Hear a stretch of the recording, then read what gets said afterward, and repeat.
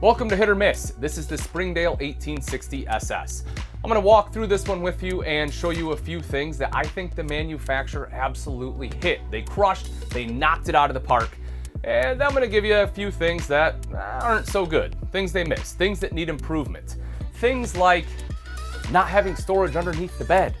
That sucks. You know it, I know it. Let's talk about it.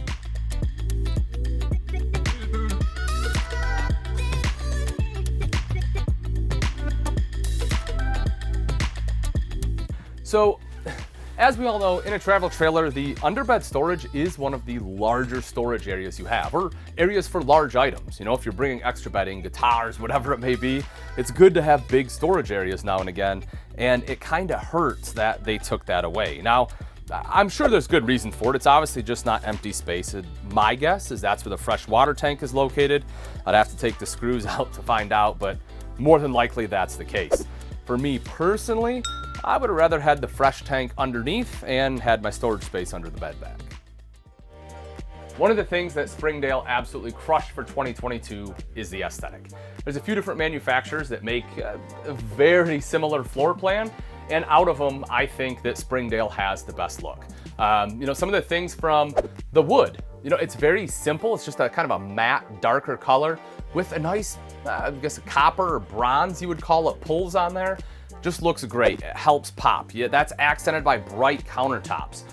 The slide fascia, this is one of my favorites. Folks, if you've seen people that have done a lot of renos, everyone's getting rid of the super ornate slide fascias and going to something like this where it's just simple and basic, but still functional. So I just absolutely love what they've done with the overall look.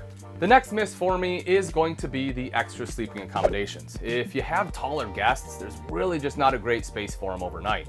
The dinette does drop down into a bed, but your overall space there is about 5'6", 5'7". And then if you move over into the sofa, Aaron, do you have a tape on you, bud? There we are. This one, yeah, you're at 5 foot almost exactly. So for kids, absolutely great, but for larger adults, chances are it's just not going to work. That being said, kind of in line with what we have here, one of the big hits from this manufacturer for this floor plan, this 1860, is the fact you have a super slide, absolutely massive slide here, in an RV that only weighs 4,300 pounds dry. I mean, this gives you a ton of space, amazing seating, in an RV that is well under 5,000 pounds. So if you're looking for something that you want a lot of room, you want a lot of seating space, you don't want a lot of weight, this is the one. You know, Aaron, I think this one's pretty obvious, bud. I'm about 6 foot tall, and there's just not enough headspace here, man. It kind of forces me to look down at the floor. Makes me kind of sad.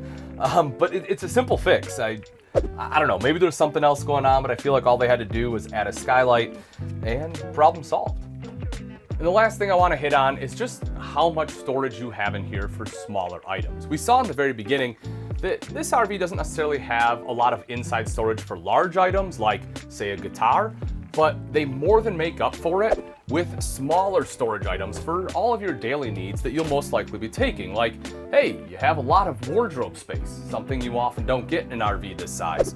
Good additional pantry space, you know, more underneath here for clothes you need to fold, or maybe board games. Underneath you have space for shoes, which again, something we don't often find. I mean, they even utilize the space in the slide out itself to give you additional storage right down there, which I love.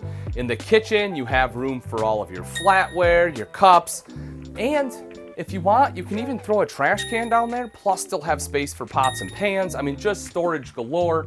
So even though you can't necessarily store big items in here, again, they more than made up for it with the storage all the way throughout. All right, folks, so to wrap it up, my 3 misses. You don't have storage space underneath the bed for large items. It doesn't really give you great sleeping accommodations for taller guests, and there's just not enough headroom in the shower. As far as hits, well, this is just a gorgeous RV. You have a huge super slide on an RV that only weighs 4,300 pounds dry, and even though they're lacking storage for big items, there is a lot of smaller storage for all of your necessities.